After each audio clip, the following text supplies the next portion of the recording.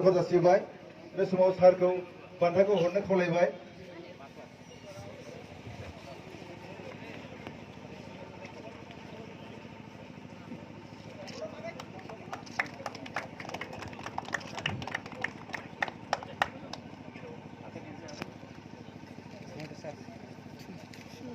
बे समाव जोङो बान्था बायदियै दङ बेस्ट गलकिपार दिनैनि जि थामथि बड'लेण्ड मोनख्रं जोलुर बादायलायनाय बेनिनो साबसिन गलकिपारा जाहैबाय सुरान्त बसुमतारी बिजनि दख'रा एबसुनिफ्राय फंबायखौ बान्थाखौ लांफैनो खावलायबाय आरो बे बान्थाखौ हरगोन बिजनि जिल्ला ट्राइबेल संघनि मानावग्रेद आफादगिरि श्री सुक्लेश्वर बसुमतारी आदाखौ बे बान्थाखौ हरनो खावलायबाय आरो मानगोनां बिजनि जिल्ला ट्राइबेल संघनि आफादगिरि बिथाङा दिनै 2000 जि बान्था बेखौ बिदा गिदिरा बान्थाखौ जोंनो दान होदों दा बेनिखायनो मानगोनां बिजनि जिल्ला ट्राइबेल संघनि आफादगिरि बिदा गिदिर सुक्लेश्वर बसुमतारी बिथांनिसिम साबायखर जासिहरबाय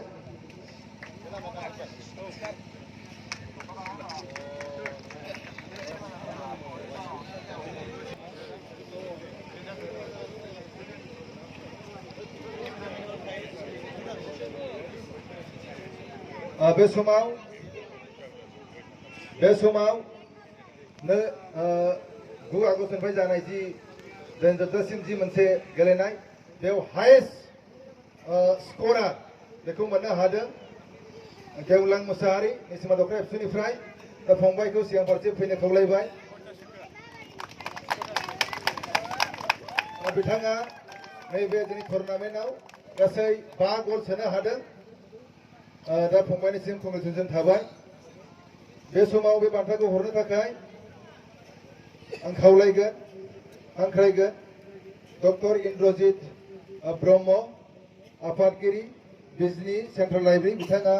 बिजनि फरायसालिमानिबो एसिस्टेन्ट प्रफेसर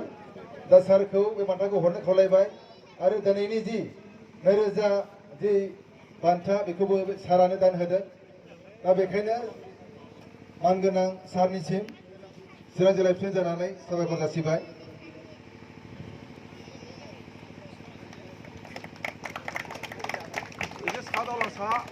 साबायखर थाबाय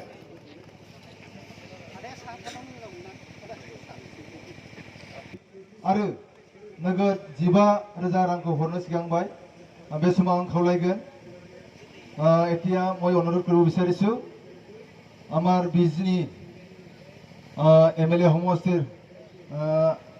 মাননীয় বিধায়ক শ্ৰীযুত অজয় ৰয় ডাঙৰীয়া লগতে মই অনুৰোধ কৰিম শ্ৰী ফণীন বড় সভাপতি বিজনী জিলা ইউপিপিএল ছাৰসকলক আজি যি ৰানাৰ্ছ আপ ট্ৰফি আমাৰ প্লেয়াৰসকলক দিবলৈ অনুৰোধ কৰিছোঁ जोंनि गेलेगिरि फंबायमोनखौ बे समाव रानार्स आपनि जि ट्रफि बेखौ लांफैनो खावलायबाय बिजनि दख'रा एबसुनि मानगोनां गेलेगिरि बिथांमोनखौ खावलायबाय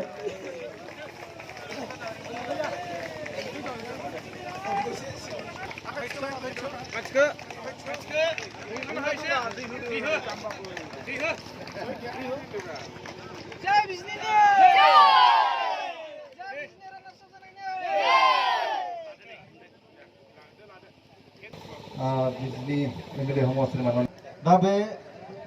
चेम्पियन ट्रफिखौ हरनो थाखाय आं खावलायगोन चिरां जिल्ला एबसुनि मानगोनां आफादगिरि श्री दिलीप कुमार बसुमतारी लोगोसे आं खावलायगोन चिरां जिल्ला एबसुनि मानगोनां बोसोनगिरि श्री राज